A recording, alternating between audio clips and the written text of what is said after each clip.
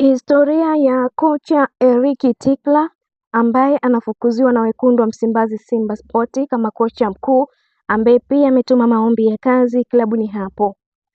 Historia ya Eric Tikla, mchezaji hadi kuwa kocha. Eric Tikla alizaliwa tarehe 30 Julai mwaka 1970 huko Roodeport, Afrika ya Kusini. Kama mchezaji, alipitia maisha magumu ya jamii, lakini hiyo ilimsaidia kukuza nidhamu na uwezo wa kufanya kazi kwa bidii. Alikuwa kiungo wa kati midfielder na akaichezea timu kadhaa kama Wits University Afrika Kusini, Union de Tomar na Victoria Ureno, Cagliari ya Italia, Barnsley ya Uingereza, Bidvest Wits ya Afrika Kusini. Alikuwa pia sehemu ya timu ya taifa ya Afrika Kusini, akicheza mechi nyingi na akashiriki kwenye kombe la mataifa ya Afrika mwaka 1996 lililoshinda taifa hilo. Kazi ya ukocha.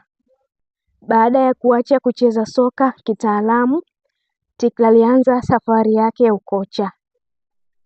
Ana leseni za UEFA Pro na CAF A zinazohitajika kwa makocha wakubwa. Timu alizofundisha. Eric amekuwa kocha mkuu katika vilabu vikubwa vya Afrika Kusini vikiwamo Orlando Pirates, kocha mkuu kwa miaka kadhaa mwaka 2013 mpaka 2016. Cape Town City alikuwa kocha wao mara mbili. 3. SuperSport United aliongoza timu hii 2017 mpaka 2018. Pia akaenda Chippa United 2018, Maritzburg United mwaka 2019 mpaka mwaka 2020.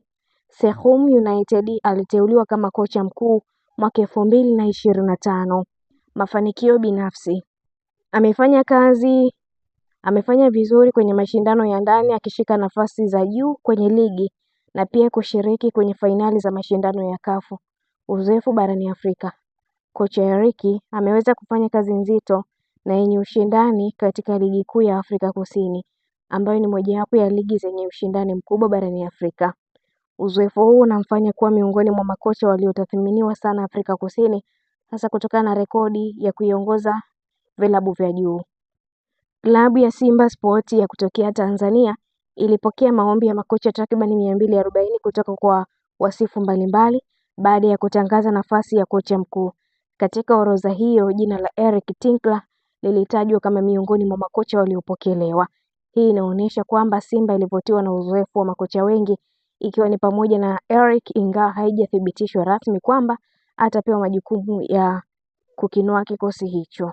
Hakuna taarifa rasmi ya Simba Sport kutangaza uteuzi wake, lakini jina lake ni miongoni mwa majina yalikuwepo pale.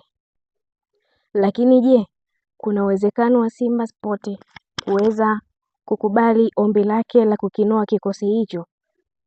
Nakupa tathmini ya kina kuhusu uwezekano wa Eric kufaa kuwa kocha wa Simba Sport, nikizingatia mazingira ya soka la Tanzania na mahitaji ya klabu kama Simba Sport. Eric anafaa kuwa Simba. Nguvu zake, uzoefu wa klabu kubwa pia. Amefundisha Orlando Pirates na Cape Town City, klabu zenye presha kubwa kama Simba. Amezoea kufanya kazi chini ya matarajio makubwa ya mashabiki na uongozi. Hupendelea umiliki wa mpira, possession football, pressing ya juu, kujenga mashambulizi kutoka nyuma. Mtindo huu unaendana na falsafa ya Simba ya kushambulia na kutawala mechi. Uzoefu wa mashindano ya CAF, amewahi kushiriki CAF Champions League na Confederation Cup. Anaelewa ratiba ngumu, usafiri wa Afrika na presha ya mechi za ugenini. Cape Town City aliibua vipaji vingi chini yake. Simba ina vijana kama kina Morris Abraham, wanaweza kunufaika na falsafa yake. Hajawahi kufundisha Afrika Mashariki. Soka la Tanzania lina kasi tofauti. Wachezaji wenye nguvu zaidi kimwili, atahitaji muda wa kuzoea mazingira. Hajashinda ubingwa mkuu wa CAF. Simba inahitaji zaidi ya ushindani. Inataka taji au angalau fainali. Shinikizo la matokeo ya haraka. Mashabiki wa Simba hawapendi project ya miaka 2 mpaka 3. Kama matokeo hayatakuja mapema, pressure itakuwa kubwa. Uwezekano wake Simba Sport makadirio kufaa kiufundi 8% uzoefu wa Afrika 7/10, kukabiliana na pressure 8/10, uwezekano wa mafanikio CAF 6.5/10. Eric anaweza kuifanya Simba icheze soka zuri la kisasa, ana uwezo wa klabu kubwa na mashindano ya CAF, lakini si kocha wa majina makubwa ya Afrika kama Cardoso au Mosimane.